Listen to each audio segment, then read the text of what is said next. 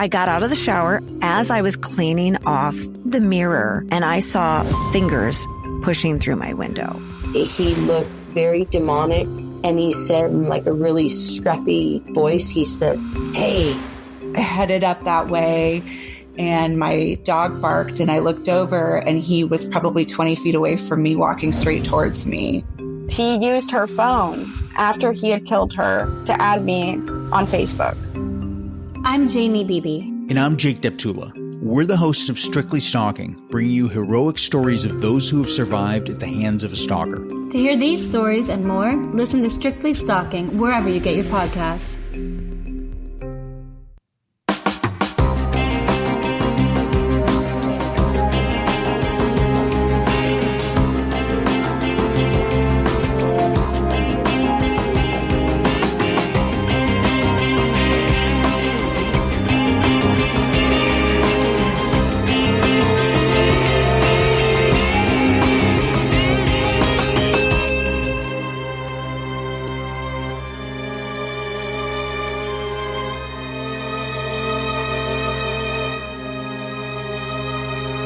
Hello, everyone, and welcome to episode 362 of the True Crime All the Time Unsolved podcast. I'm Mike Ferguson, and with me, as always, is my partner in true crime, Mike Gibson. Gibby, how are you? Hey, man, I'm doing okay.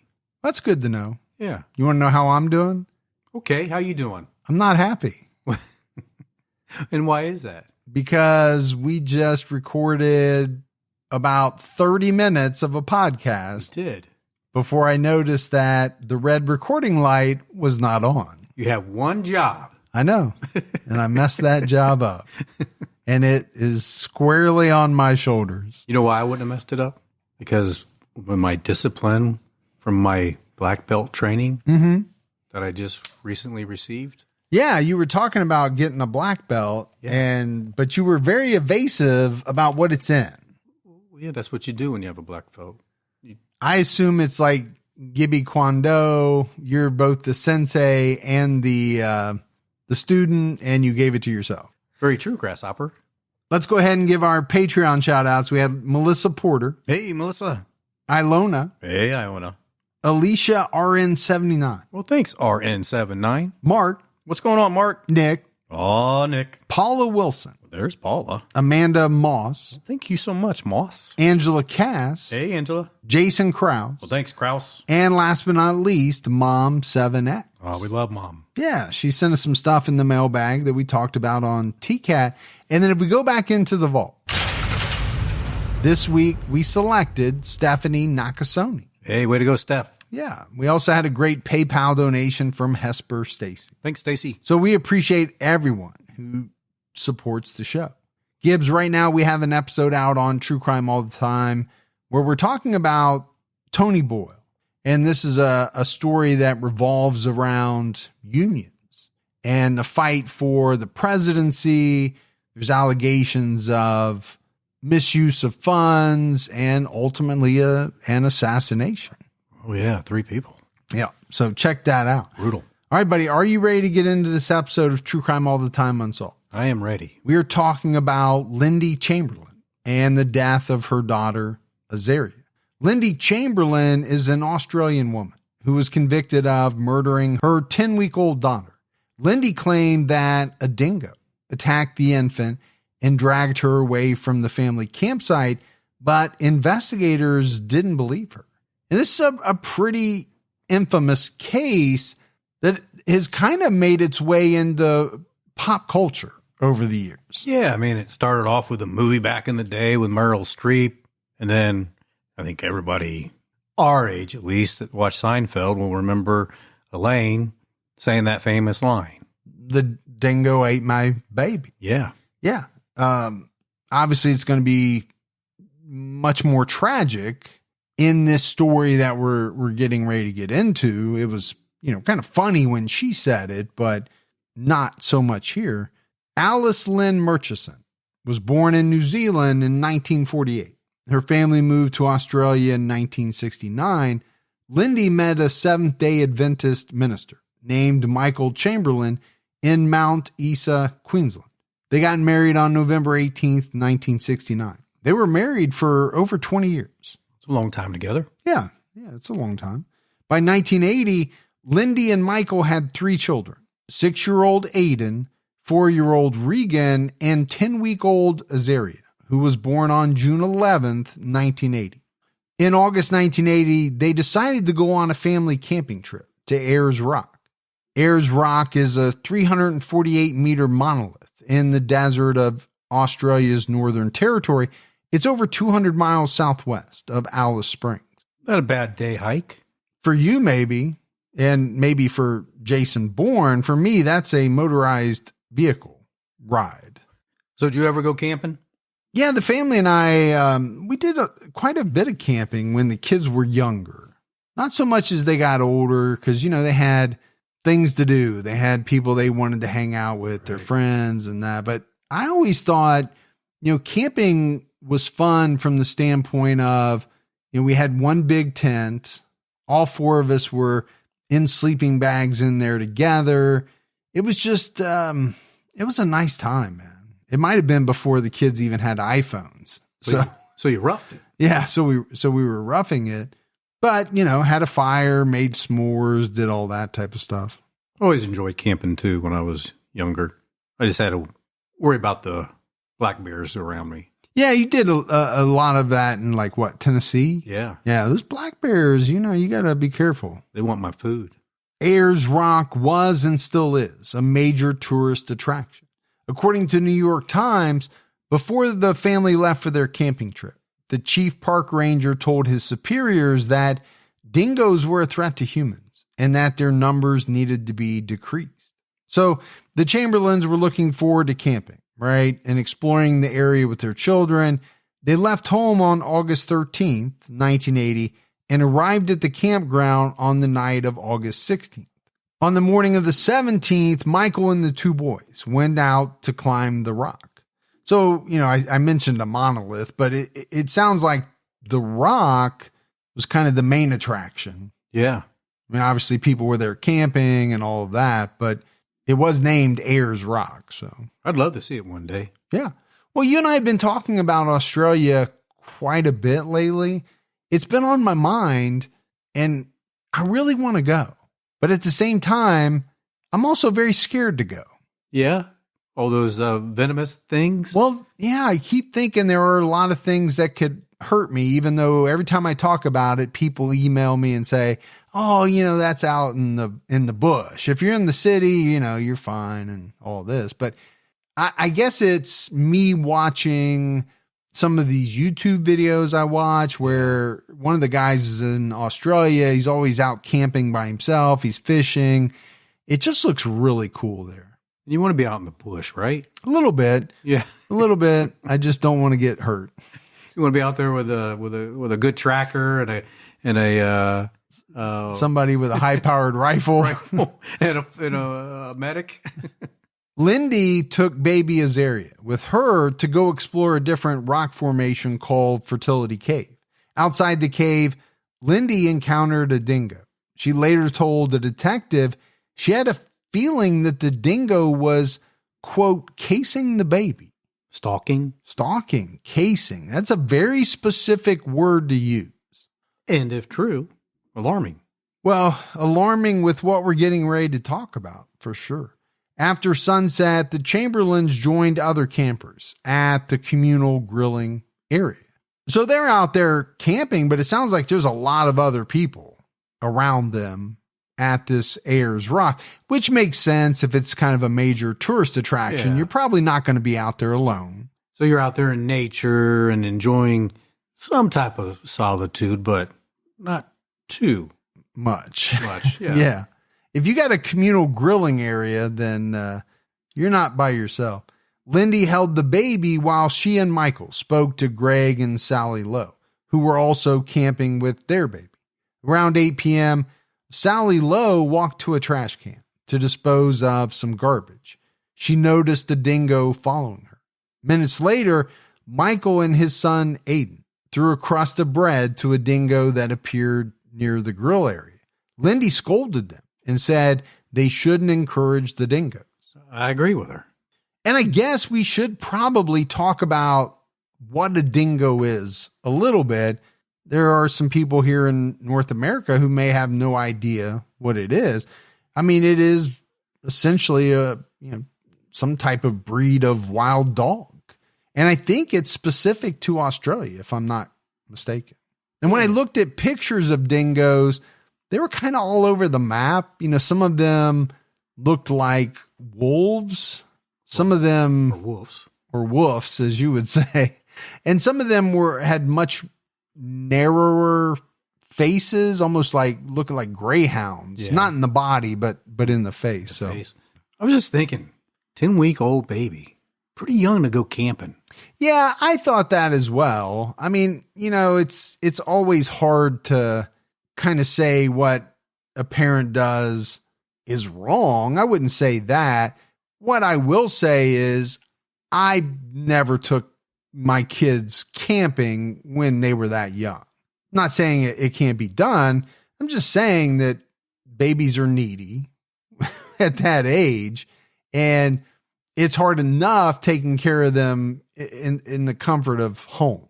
I don't really want to be doing it out roughing, in a tent. That's a whole another level of camping. Right. What if I run out of Huggies? I can't just run down the street and get some Huggies. I'm going to have to do some kind of MacGyver maneuver and make a diaper out of a leaf or something. I don't know. I don't think there's a leaf that can hold what some diapers have to hold. I'm going to have to weave something together. Yeah. And I'm not going to have my diaper genie probably with me, which, that was one of my favorite things when the kids were little. Just so you didn't have to smell it? Exactly. I just don't see you ever changing a diaper. Son, I changed all kinds of diapers from the very beginning black tar all the way through. Those were something, weren't they? So Lindy got on them, right, about encouraging the dingoes. And you said she was right to do so. And it kind of reminded me of you talking about black bears because, I swear those things can smell for like 100 miles. I know that's not true. I don't know what the exact number is, but they can smell food a long ways away. Now, we're not talking about smelling food, but you are kind of encouraging a wild animal to get closer, maybe to feel like it's okay to be here. Yeah, you should never feed wild animals. No, really not. Ducks, I'm okay with. After this, Lindy told the group that she was going to put the baby down and went to their tent to set up a bed for Azaria and her son, Regan. She rejoined the group about 10 minutes later, leaving the two children in the tent nearby. Lindy ran back to the tent when she heard a baby's cry. Moments later, the campers soon heard her shout, my God, the dingoes got my baby. Scary. Well, I think it's scary for you as the parent, obviously, but also probably pretty scary for those around that are hearing that. Yeah. Scared for this little 10-week-old baby, scared for the mother, the family. Frank Morris was the first officer to arrive at the campground. Inside the Chamberlain's tent, he found blood on one of the rugs and paw prints leading away from the tent entrance. The paw prints faded when they reached the road. And to me, the evidence found at the scene inside this tent seems to line up with the fact that there was some type of wild animal, possibly a dingo, inside the tent, left the tent. There's blood. Yeah. So the story seems to add up. Yeah, it does seem to go along with what Lindy is saying. It was reported that Aiden Chamberlain cried to camper Sally Lowe, the dingo has our bubby in its tummy. That's really, really sad. Yeah, it's heartbreaking. You're talking about a very young child thinking that, their 10-week-old little sister has been eaten by a wild dog. Yeah, what a lasting memory that would be. Around 300 campers started searching the scrubland for the baby, dingo tracks, or pieces of clothing. The searchers found dingo tracks, but no other evidence pointing to baby Azaria's whereabouts. So, I talked about it before, but there was apparently a lot of people camping in and around this spot To get 300 campers to join in that quickly means there were a lot of people around. Yeah. But one person who did not join the search was Michael Chamberlain. Which is strange, being the father of the baby. Very strange. He told one camper she's probably dead now, then added, I am a minister of the gospel. But what a strange thing to say, right? Your baby could be alive, or maybe you just like to recover your baby's body. Yeah, just, to me as a father, I'm going out there. I can't just sit there. I have to go on the chance that, she's still alive. And I have to believe that until told otherwise. And how do you feel good that all these other people are looking and you're like, well, she's probably dead? Yeah, it did seem very odd. I also thought, this statement, I am a minister of the gospel, was a little bit odd to me. I mean, he's correct, but I don't know what the point was of saying it in this situation. Was he trying to say, well, if it's her fate from the powers that be, then that's what it is? I don't know. I don't know how to make sense of it. A tourist named Murray Habe followed dingo tracks to a sand ridge. He saw a depression in the sand where the dingo might have laid something down. It was thought that the depression could have been made by Azaria's body. There were no additional dingo tracks leading away from the depression. A park ranger and an indigenous tracker studied the depression and determined that an imprint in the sand could have been made by a knitted weave, possibly from the baby's clothing. So they're coming up with some things. I mean, some of these are speculative. They have to be. They don't know for sure, but they're saying it possibly could be this. The 4 officers assigned to the case had a meeting at the Red Sands Motel. Inspector Michael Gilroy said he believed Lindy's story, but 2 others, Frank Morris and John Lincoln, did not. Michael Gilroy noted that there had been a recent series of dingo attacks on children in the park, but none were fatal. John Lincoln didn't think a dingo could carry a 10-pound baby. Hundreds of yards away from the tent, he left the meeting and returned with a bucket filled with 10 pounds of sand. He tried to hold it in his mouth, but couldn't do it longer than a minute. Yeah, but he's a human, and dogs, canines are built differently. So I don't know if you could really say that a dingo couldn't do it. Yeah, it doesn't seem like a real scientific test. Yeah. I mean, and then to kind of base your decision on that, I thought was pretty strange.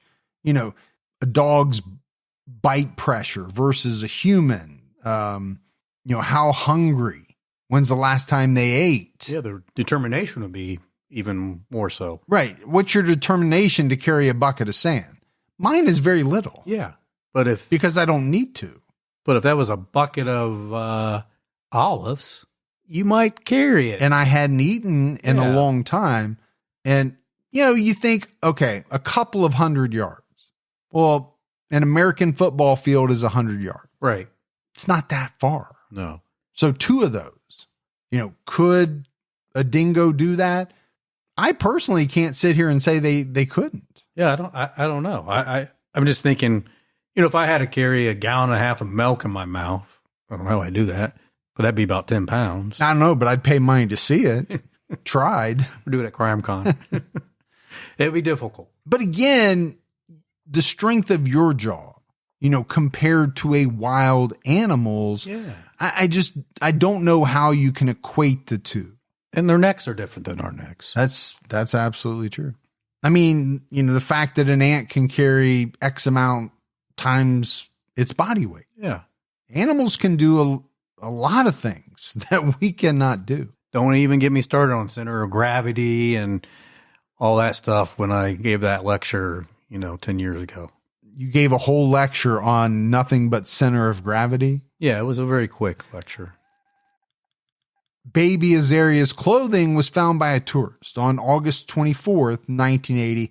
A man named Wally Goodwin went to a gully at the base of Ayers Rock to photograph some wildflowers.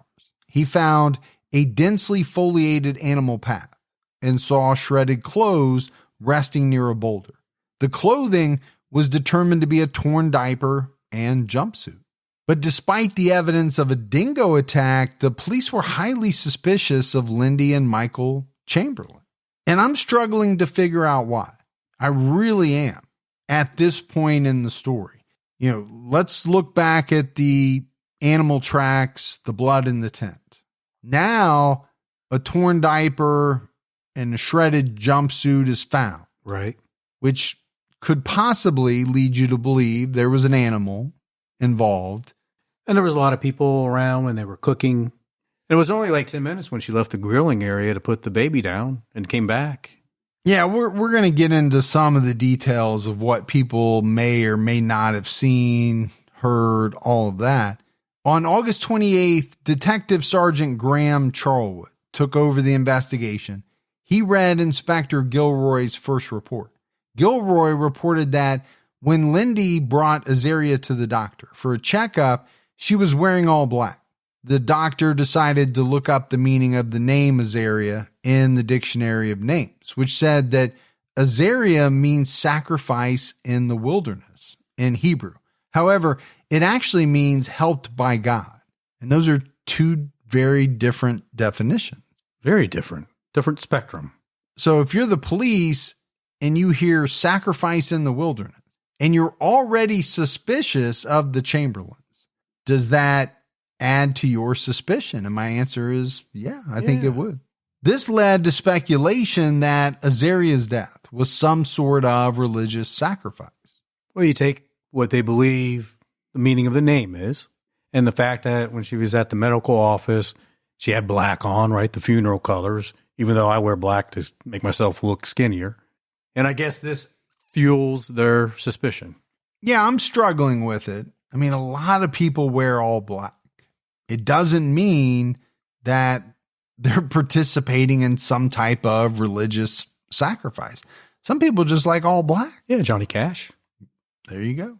Inspector Gilroy also wrote that Azaria's clothes were found close to where the family hiked earlier in the day. According to his report, people who saw Lindy that evening assumed she was holding a baby when they had seen her holding a white bundle to her breast. If I was in that area at the time and I saw a woman that recently had a child and she was holding what appeared to be a baby up against her breast, I would think the same thing. Yeah, I just thought it was a strange way to write that in the report. Assumed she was holding a baby. I mean, technically it is correct. I'm sure when people were interviewed, they said, well, maybe we didn't see the baby. We just assumed she was holding a baby. Yeah. But unless we're talking about a We're the Miller situation here, where Jennifer Aniston was holding a big brick of marijuana as a baby. Yeah, it's a little different. I would think people would have known. Remember, we talked about them talking to another couple who had a baby. The baby didn't make a sound, didn't move. I mean, it seemed like there would be some clues there, but Australian investigators sent samples of blood, vegetation, and hair found on the clothing for testing. Dingoes that were shot near Ayers Rock were dissected to check for human bone or human protein in their stomachs. Tears in Azaria's clothing were studied to see if they were made by dingo teeth or a cutting instrument. At the Cleveland Park Wildlife Reserve in Adelaide, dingoes were fed meat wrapped in a diaper so investigators could study the shredded diapers in comparison to the one worn by Azaria. Well, it really seems like investigators are trying to figure out if a dingo was involved or not. Yeah, despite the fact that people had their reservations, some people in law enforcement were very suspicious of the Chamberlains, you'd have to admit that they did go down the road to figure out if this dingo theory was correct.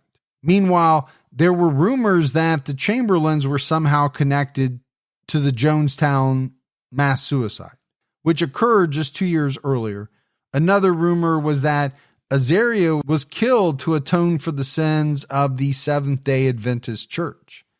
The Seventh-day Adventist denomination was unfamiliar to many Australians at this time, and this likely fueled these unusual claims. Well, just rumors like that, along with the baby's name, the meaning of it, and then the fact that the mom was wearing black. I mean, you could just see how all this would compound into the belief that they had something to do with it. Yeah, I think you're right. I don't know where the Jonestown rumor came in at all, but reporters also analyzed the Chamberlains' behavior and criticized them for not coming across as typical grieving parents. And we see this in, so many different cases. People are analyzed, when they give interviews or speak to the media, they're crying too much. They're not crying enough. They're not acting like I would act. And it's tough. I think you have to be really careful with that. Yeah, I agree. But I still found it strange that the dad didn't search for his child. Yeah, and maybe that was part of the behavior that was analyzed by people. That doesn't seem like a typical grieving parent. I'll give you that. Now, sometimes people are correct when they look at, someone talking to the media. For example, Stephen McDaniel, Chris Watts. There are a number of examples where people said right away, that person's not acting right. Yeah. And they turned out to be correct. But I think more often than not, it's really hard to do that because you don't know if somebody has cried themselves completely out the night before. Out of tears. Out of tears. Maybe they're on so much anxiety medicine that they're not acting the way that they would normally act, but it's what they need to get through. In a later interview with BBC, Lindy said they initially agreed to talk to the press to warn other parents. She said, what the Australian public saw was what the media wished to portray of me. Initially, I broke down. In the first interview I did, and the media comes towards you and they say, look, we are terribly sorry about what's happened to your daughter. We are upset there is nothing around to warn people. We know you are. Will you help us do it? And of course, you say yes. And we did. And that first reporter went straight away and said that the interview was too easy and they didn't show enough emotion. Despite the fact that she broke down in the middle of it, there must be something wrong. The police were feeding information all the time to the press, which we had no way of combating. So the public got these initial pictures of some dreadful woman. And whenever I cried in interviews like this, for instance, they would edit that out because the public would get upset. So if you smiled at a joke, you were told you were uncaring.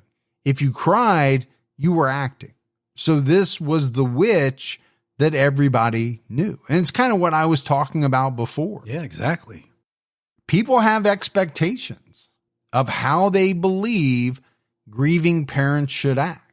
Now, what I will say is if you're editing things to make it look a certain way, that's horrible. It is. Shame on the media if they did that. Yes. If that really happened, then they really did a disservice to the public and to the parents. Exactly.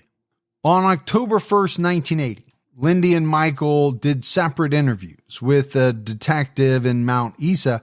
Lindy was questioned about her timeline after the family left Ayers Rock.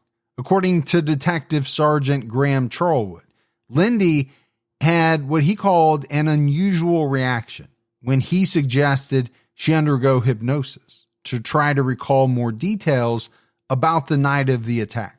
Lindy said, the church wouldn't allow it, and I wouldn't do it. God slew Saul for that. Do you know Saul, the witch of Endor? Well, but that's her religious belief, right? So can they attack her on that? Well, they can and probably did. Yeah. The question is it right to? People will do all kinds of things. Should they? Now, if she truly believed that hypnosis was against her religion, then what are you going to do? She doesn't have to do it anyway. Oh, she does. Huh? I'd be like, no, Frodo. But does it make her in the eyes of the public, when this comes out, because you know it's going to come out, look even worse. She doesn't want to undergo hypnosis, so she must be guilty. She must be hiding something. Yeah. Yeah. And I think a lot of people have the same thoughts about a polygraph, right? This person doesn't want to take a polygraph. They must be guilty or they must be hiding something. And sometimes that's true and sometimes it's not. The police decided to transfer the case to Magistrate Dennis Barrett, who led the first coroner's inquest. The inquiry opened on December 15th, 1980, and concluded on February 20th, 1981. Prosecutor Ashley Mackney argued that there was human intervention in Azaria's death. The clothes were planted, and the damage to the clothing was inconsistent with being caused by a dingo. The magistrate concluded that Azaria met her death when attacked by a wild dingo whilst asleep in her family's tent. Neither Michael nor Lindy were, quote, in any degree whatsoever responsible for her death. However, the way Azaria's clothing was found led the judge to believe that the body of Azaria was taken from the possession of the dingo and disposed of by an unknown method, by a person or person's name unknown. And to me, that was a really surprising conclusion, I thought, that the judge came to. Yeah. First saying Azaria was killed by a wild dingo. No one in the family had anything whatsoever to do with her death. But after she died, someone disposed of her body. It was a big twist there at the end. Yeah. I was shocked, to be honest with you. Prosecutors chose to continue looking into the case. On September 19th, 1981, officers from the Northern Territory Police conducted a search of the Chamberlain home. They seized over 300 items, including scissors and the vehicle that the family drove to Ayers Rock. The search was prompted by the findings of British forensic expert James Cameron. Not only a great movie director, also a British forensic expert. Yeah. Cameron examined Azaria's clothing and determined that a dingo did not cause the damage. That could have a profound impact on this case. Yeah, absolutely. I mean, you have a forensic expert flatly coming out and saying a dingo did not cause this damage.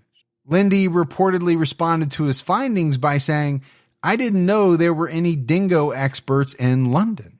It's kind of like a little burn there. Yeah, touche. Yeah. In November 1981, the Attorney General for the Northern Territory filed a motion to quash the findings of the first inquest based on new evidence. Authorities said they found large quantities of blood in the Chamberlain's vehicle. On November 18th, 1981, the Supreme Court of the Northern Territory quashed the findings of the first inquest and ordered a new inquiry. The second inquest opened on December 14th, 1981, and concluded on February 2nd, 1982. This time, the prosecution argued that, based on interviews with the couple, Lindy took Azaria from the campsite on the evening of August 17th and murdered her with a sharp instrument in the family vehicle. Biologist Joy Kuhl testified that she found fetal blood under the passenger seat of the car.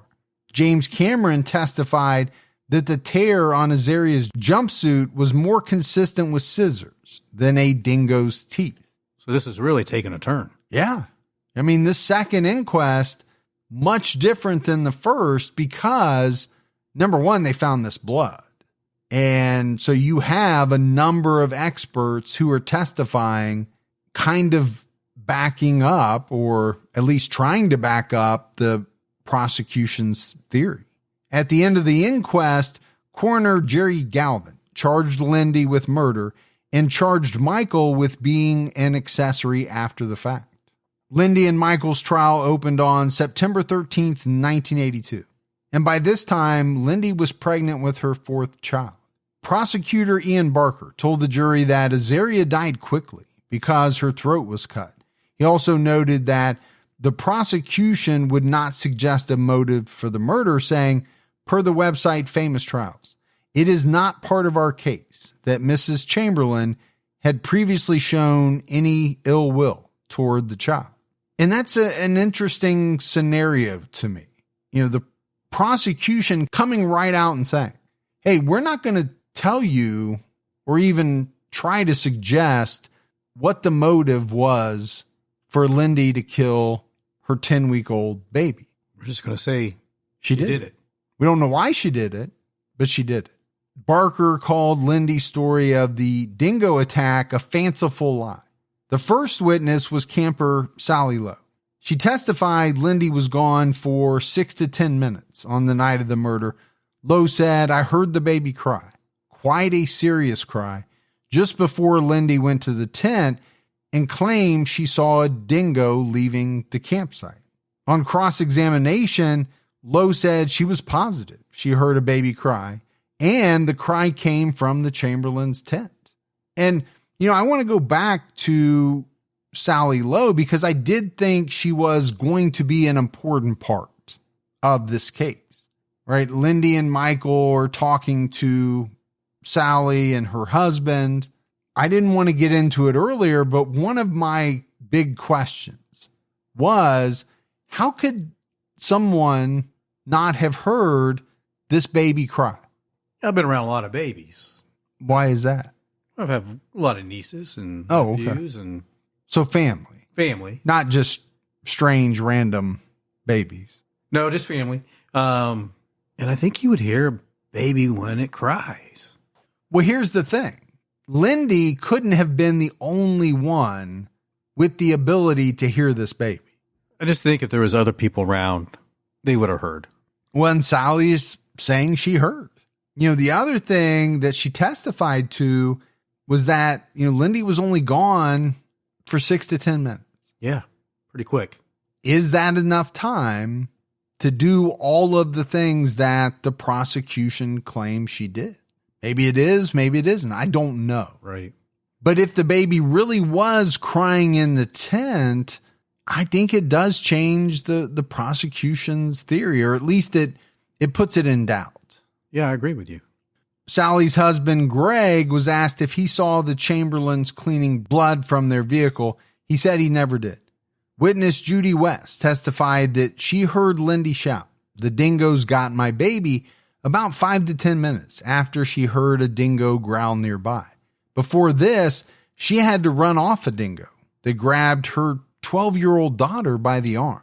It's looking worse and worse for the prosecution, I think, when you hear these things. Well, there were definitely dingoes around. I mean, the prosecution is saying that she made the dingo in the tent up, but it wasn't like they weren't around this area.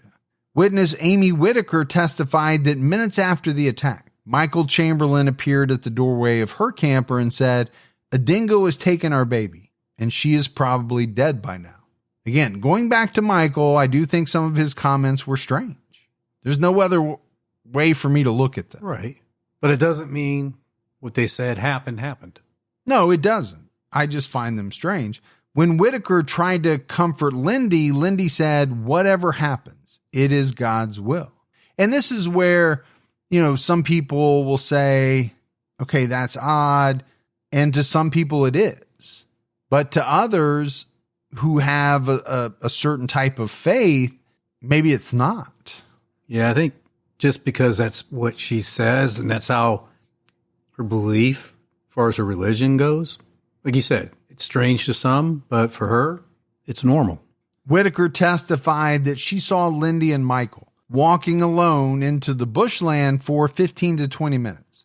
This occurred around the time the prosecution argued they might have buried the baby.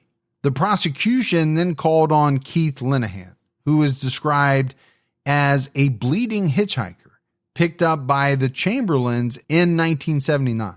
The defense countered that Linehan could account for the blood in the vehicle, but the prosecution responded that he would not have unusually high levels of fetal hemoglobin in his bloodstream. Biologist Dr. Andrew Scott testified that the blood on Azaria's jumpsuit flowed downward from what appeared to be a cut by a sharp instrument in the neck area. Another forensic expert testified that the jumpsuit appeared to have been cut, not torn by a dingo. So, just as you said, there are some things that weren't looking good for the prosecution. Now you have a bevy of professionals, experts who are making things look better for the prosecution. Yeah, when you have experts saying that it's scissors or something like a pair of scissors that made those cuts, it's not good. Well, let's be clear, though. They're saying it appeared. Some of these people, they're not testifying that it happened this way. They're couching it a little bit, right? Their words are saying it appeared to be cut, not torn by a dingo. Now, what we don't know is what tests and everything that they did to come to their conclusions. Professor Malcolm Chaikin, considered the leading textile expert in the country, demonstrated how cutting the jumpsuit would produce small loops of toweling, like the ones found in Michael's camera bag. And this fit the prosecution's theory well because the police suspected Lindy temporarily hid Azaria's body in this bag. But on cross-examination, the defense got Chaikin to admit the loops also could have come from a new unwashed jumpsuit. The Chamberlain said they sometimes put Azaria's clothes in the camera bag. And I'll be honest with you, expert testimony is often what fascinates me in a trial. It really is, especially, when you go back to when forensic science was a little less certain, appears microscopically similar, things like that. I understand these people are experts, but do they get it right 100% of the time? Because I don't look at this like I do today's DNA testing. Right. It's different. It is. I mean, these are opinions in a lot of instances. And I get what he's saying happened, Michael. I mean, I've been with my kids when they were little, if it's at a park, amusement park or something, or hiking, you don't want to carry a bunch of things, right? So if it's your camera bag, you got some little extra room there, you stuff a diaper in, maybe an extra change of clothes just in case, and you take off. Sure. You're not going to carry all these different bags with you. Why would you do that? Not if you can help it. Yeah. But again, he's saying cutting the jumpsuit would produce these small loops of toweling. But then he also admitted that the loops could have come from a new unwashed jumpsuit. So what does that mean? Again, it's up to the jury or the judge, however it goes. Yeah, I just think it confuses the jury. Well, I think a lot of the stuff, especially when you come to the real technical parts of the trial, can be very confusing to a jury. Biologist Joy Kuhl testified that her test proved the blood found on the dash support bracket in the Chamberlain's vehicle belonged to an infant. The defense questioned the accuracy of the blood test results and suggested that the blood could have come from the hitchhiker. Bernard Sims, an expert who investigated 24 dog attacks in London, said he saw nothing consistent with the dingo attack in Azaria's clothing. He testified that an attack by a dingo would have caused copious bleeding. He also believed the baby's head could not fit in a dingo's jaw. Okay, I get it. He's an expert. He investigated a bunch of dog attacks. They weren't dingo attacks. No. He's making the statement that he doesn't believe the baby's head could fit in a dingo's jaw, but who's to say that's how a dingo would have carried the baby out of the tent? Well, that's true. Could have grabbed the arm. Could have grabbed the leg. Could have grabbed the neck. However, the defense presented a picture of a dingo with the head of a life-size baby doll in its jaw. Sims conceded that he might have been mistaken. I've seen some dogs around here in the States that easily could put something the size of a baby's head in their mouth. Yeah, I've seen dogs carry things that I would have never thought they could have. Yeah. Like bigger than their head almost seems like. But again, I just, it's so important for me to talk about these experts. They get up on the stand sometimes and they're very authoritative. And yet now he's saying, well, I might have been mistaken. That's a problem. It's a big problem. You are saying things that are going to determine the fate of someone or two people's lives. And now you're saying, whoops, oopsie. If you're the expert, either you know or you don't know. You don't go up there and act like you know for sure. But he also said he believed that a baby's head could not fit in a dingo's jaw. If you're an expert, like you said, I think you got to deal in facts, because the jury is going to take that more as a fact than not, because it's coming from a quote unquote expert. James Cameron, a professor of forensic medicine, testified that Azaria was killed by a cutting instrument across the neck or around the neck held by a human. He showed the jury photos of Azaria's clothing under a UV light. In his opinion, the light illuminated the pattern of bloody fingers on the clothing. And again, I would think some of this testimony from these experts would be very powerful. But do they know for sure, or are they giving their speculation, their best approximation of what they believe happened? Yeah, as a juror, you're probably saying, well, they're the expert. They should know. They should know. If they're saying this is what it is, oh, okay. Lindy Chamberlain testified in her own defense. She was asked to put her index finger next to the photos of Azaria's clothing under a UV light. The defense noted that the photo showed 4 phalanges, the bones of the fingers and toes, but human fingers, excluding the thumb, only have 3 phalanges. I've always told you that we don't have a lot of phalanges. You have. That's one thing you talk about a lot. Yeah. The prosecution questioned Lindy's story. She was asked why there was not a large quantity of blood around the tent if the dingo was holding the baby in its mouth. She was also asked to explain the fetal blood in her vehicle. Lindy said, per famous trials, I'm not going to speculate how it got there. Several character witnesses testified on behalf of the Chamberlain, saying they were devastated by the loss of their daughter. Other witnesses testified about dingo encounters at Ayers Rock. 8 forensic experts attacked the test results of the prosecution experts. And this is where you have, in many trials, the battle of the expert. Right. Who is to be believed? Who comes off better? The prosecution's experts or the defense's experts? And if we're all experts, why does this side fall in line exactly with the defense? And why does this side fall in line exactly with the prosecution? Right. And you're left scratching your head going, which way do I go? Dingo expert Les Harris testified that a dingo going after prey, the size of baby Azaria, would, quote, make seizure, which would be of the entire head, and it would close its jaws sufficiently to render the mammal immobile. The dingo would not hang around with the prey. Harris also testified that dingo kills produce little blood and that they typically shake their heads after catching prey to break the neck. All right, that's tough to imagine. It is. Heartbreaking. But he's an expert in dingoes. And this expert's testimony fits with the crime scene. Well, it does seem to fit with the tent scene for sure. Michael Chamberlain was the final defense witness. He was questioned about why he didn't participate in the search for his daughter. But I couldn't really find anywhere in the research as to what his answer was.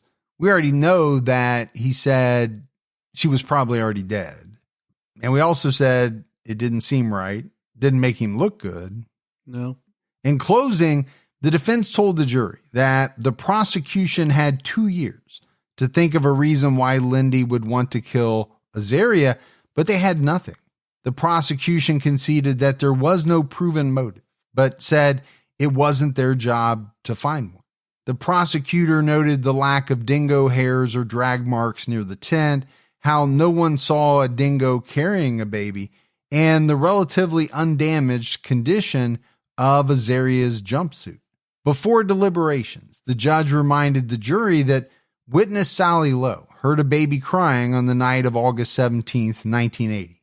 If her testimony was true, the prosecution's argument that Azaria was already dead could not be true. And that's why I thought that, Sally Lowe was going to be so important. Yeah. But on October 29th, 1982, the jury found Lindy Chamberlain guilty of murder and Michael Chamberlain guilty of being an accessory after the fact. Lindy was sentenced to life in prison with hard labor.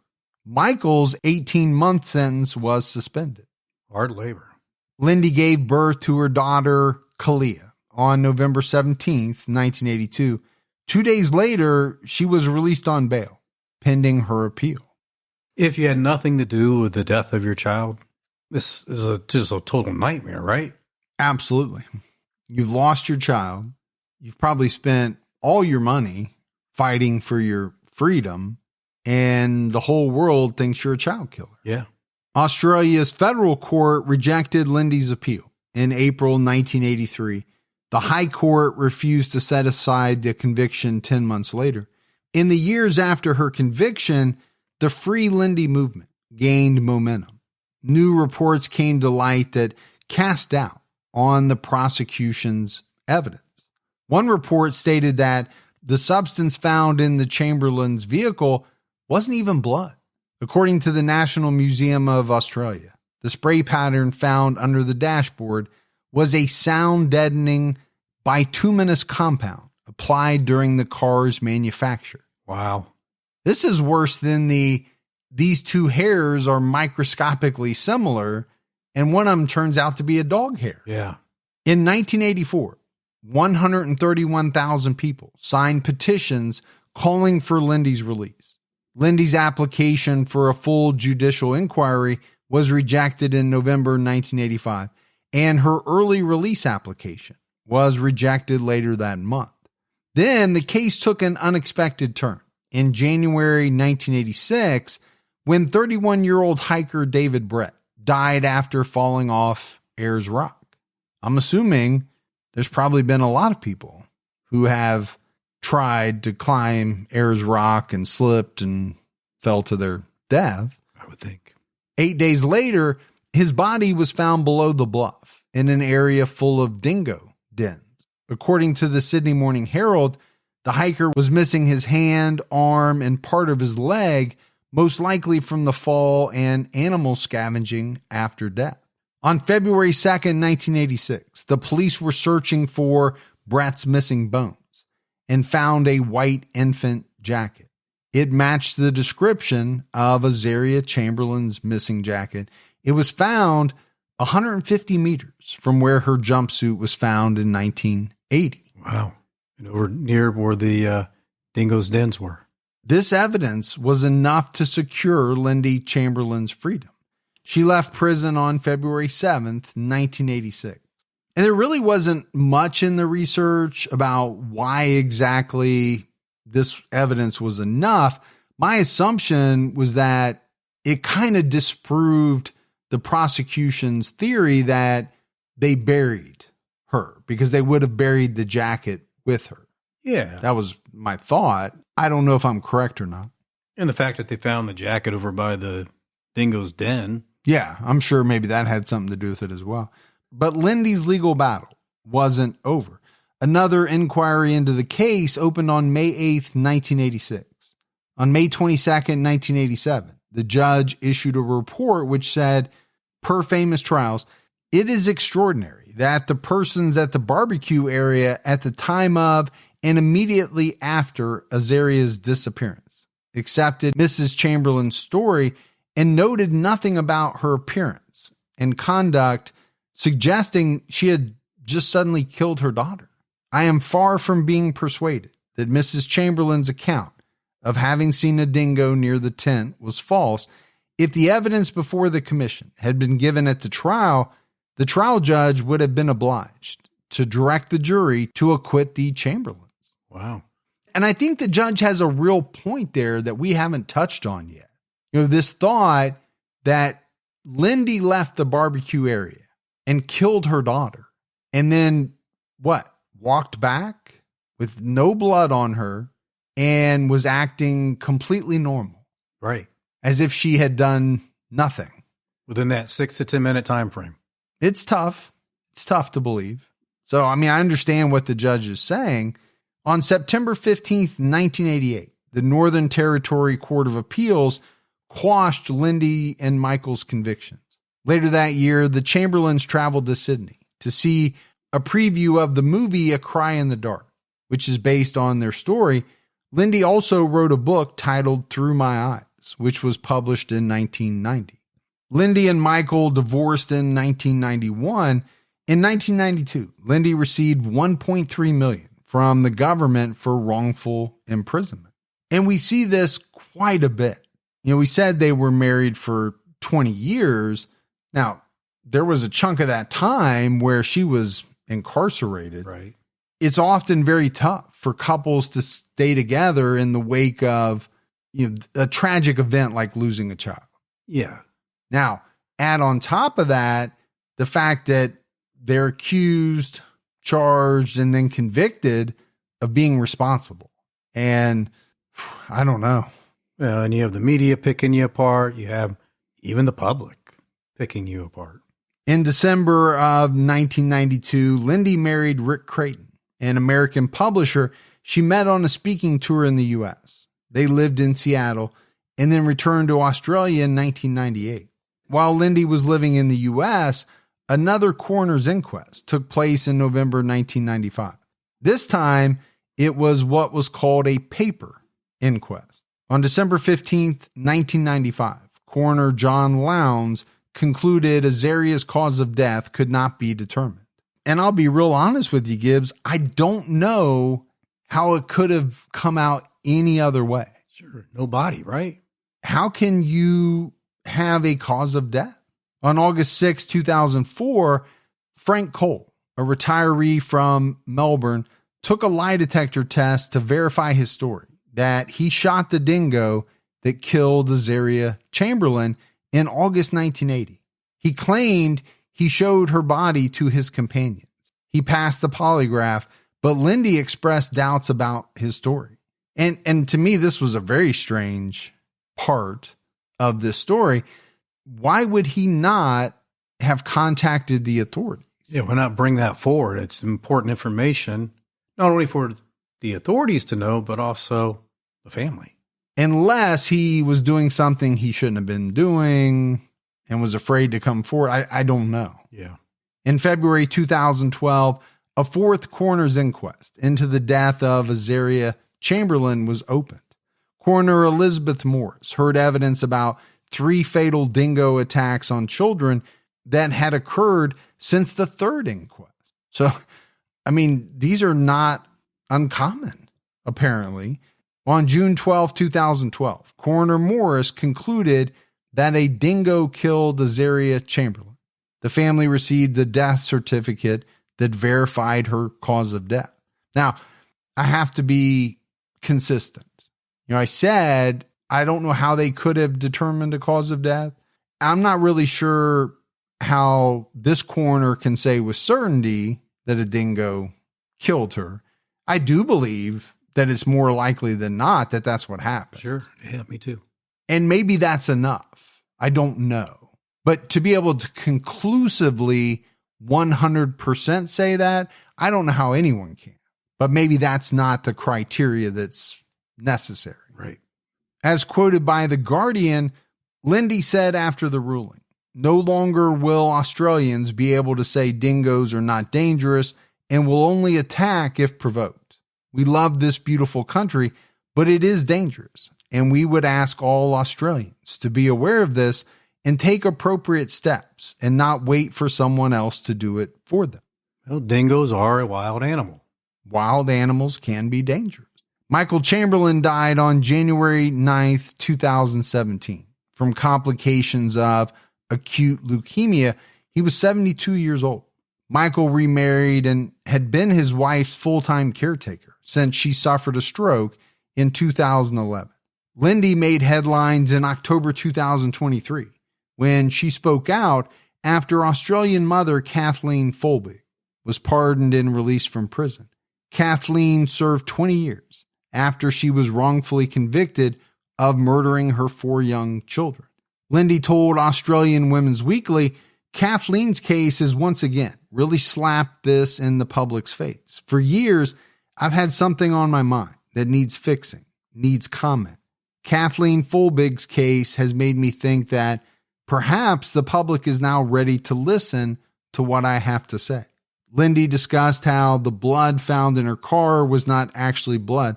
She suggested that cases be randomly assigned to blood specialists so they can determine the reliability of forensic evidence. And I am still blown away by that. I don't know how you can have a forensic expert testify that this is fetal blood when in fact it's not blood, but something sprayed on there by the car manufacturer. Yeah, how does that get overlooked? Well, because who's checking the expert? Who's coming behind the expert and redoing the test? Now, we did say there were experts on the other side who disagreed. Right. But if you're the jury, who do you believe? It always comes down to that. And I do think a lot of times the jury is more apt to believe the prosecution's expert because the prosecution is the authority. Right. And I think many people have this sense. The prosecution wouldn't put these people through this. It wouldn't put them on trial if they didn't know that they did it. Right. Right on spot. Yeah. I think that. So as we wrap this one up, Gibbs, the Azaria Chamberlain case is closed, but there are still unanswered questions. They had what? At least 4 inquests? Her remains have never been found. But based on the evidence and what I saw online, I do think the majority of people accept that she was fatally attacked by a dingo. And I don't think that was the case early on. I think that opinion has shifted over time. Oh, yeah. But I'll tell you what, I'm starting to get upset, and this is not an Australian thing, it's not a US thing, seeing people convicted on evidence that experts conclude absolutely means X. And then years later, you find out that it couldn't have possibly meant that. Right. That is really starting to worry me. It's beyond frustration. Yes, because you can't help but sit there and think, well, if it can happen to this person, it could happen to anyone. Yeah. And it's a helpless feeling, whether you're watching a documentary, you're listening to a podcast, whatever it is. I find myself thinking, well, if I was a juror, what would I make of that? In the 1980s, let's say, an expert says, I've examined these 2 hairs and they are microscopically similar, because we have to go with what was available at the time. Sure. Yeah. Am I going to take that person's word? They are an expert. They're a forensic expert. Now, 20 years later, you find out that one of them was a dog hair. Right. But we believed them because they were the expert. I don't know. It's frustrating. It's frustrating. One thing that I've learned by me and you doing these podcasts is the legal system, really no matter where you are, is far from perfect. Oh, yeah. I don't know how you make a perfect judicial system. I really don't. But there's got to be a better way. Yeah, and I think, could the justice system somehow go back and review certain cases where there was certain doubts? Well, no, because it's going to be too costly and they don't want that, right? But you think about this person that said this was fetal blood. What other cases did they get wrong? Well, yeah, and you always look at that too. And you see in a lot of instances where somebody is wrongfully convicted, one of the experts who testified jacked up a whole bunch of other cases. Yeah. And they immediately start ripping those cases apart as well. I think it has something to do with the jury. That's maybe what's bothering me. I mean, the jury concept is great, right? Being judged by a jury of your peers. But then I think if I'm on trial for my life, do I want my life in your hands? And the answer is no. Yeah. I do not. Are you going to understand all the legal scientific stuff that's going on? And that worries me. I wrote some of that. So I don't know. I don't have the fix, but it's been on my mind lately. And I think it's a concern. It is a concern, especially with the number of wrongful convictions that we're seeing. But that's it for our case on Lindy Chamberlain and the death of Azaria Chamberlain. We got some voicemails. You want to check those out? Let's hear them. Hi, Mike and Gibby. This is Liz. I am listening to you guys on my way to work, which I do all the time. I'm a lunch lady. And you guys make the van ride to go pick up lunch at our bigger school every day. I've been a listener since, I think like 2019. I was working in a factory then, and you made that job awesome too. So keep up the good work. I'm Team Ferg all the way. I think Gibby is kind of a goober, but it wouldn't be TCAT without him. So keep up the good work, yeah. Did she call you a goober? Did she call me a goober? Maybe. Okay. I don't know. Thank you. Yeah, I mean, I appreciate the voicemail very much. Yeah. Hoagies and grinders, Navy beans. You know what that is? I do not. That's the lunch lady song from Adam Sandler. Oh, okay. Never heard that? No. Did she say she drives a van? Down by the river. No, she said she's a lunch lady. But she does drive because she's got to pick up food, I think, to deliver to other schools. I think is what she said. Yeah. I don't know. I'm just a goober. Yeah, you're a goober. I don't even know if that's what she said, to be honest with you, but I'm kind of hoping it is. Hey guys, it's Travis Bell. I'm calling in regards to a couple weeks ago, I sent Mike Ferguson a poker chip and I wrote a note and I said in that note for Gibby to tell Gibby to straighten up. I guess I should probably add some context to that. I was listening to, went back and I was re-listening to episode 100 of TCAT, Ed Kemper, and the opening of the second episode, episode 101, you guys got the new chairs and Gibby was going on about how, he had the wood flat and then Mike got the new chair and handed down the old chair when everybody knows Gibby got a new chair just as well. He's always kind of goofing off and hamming it up like that. Well, my grandfather would have said to him, straight up, boy, because he's just always screwing around. That's all that meant. So thanks for the shout out, guys. Keep up the good work. Keep your own time ticking. All right. We appreciate the voicemail. I probably should have put that on TCAP, but okay, well, that answers the question. It does. It's not your posture. No. It's your everything else. My attitude. His grandpa would have told him to straighten up. Somebody in your family would have hit you with a frying pan, a racetrack. Oh, racetrack, yeah. A Hot Wheels track. Absolutely. No. Straighten up, boy. Straighten up. Is what they would have said to me.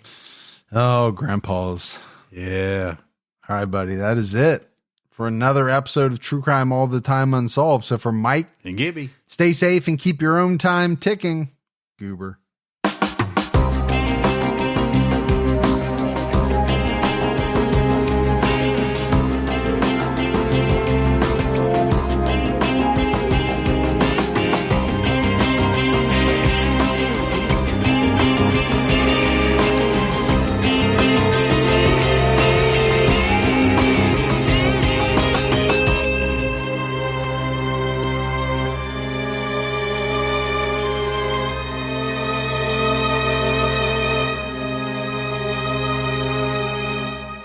Pluto TV has over 300 channels and thousands of TV shows and movies for whatever mood you're in. Just open the app and something good will already be playing because it's curated by people who love TV as much as you do. So if you're in the mood for comedy, there's 18 channels that'll make you laugh. Looking for drama? We got so much of it, you'll cry tears of joy. Reality shows, game shows, sports, Star Trek, and even more Star Trek. No matter what mood you're in, there's something on Pluto TV. Just download the app and start streaming. Pluto TV. Stream now, pay never.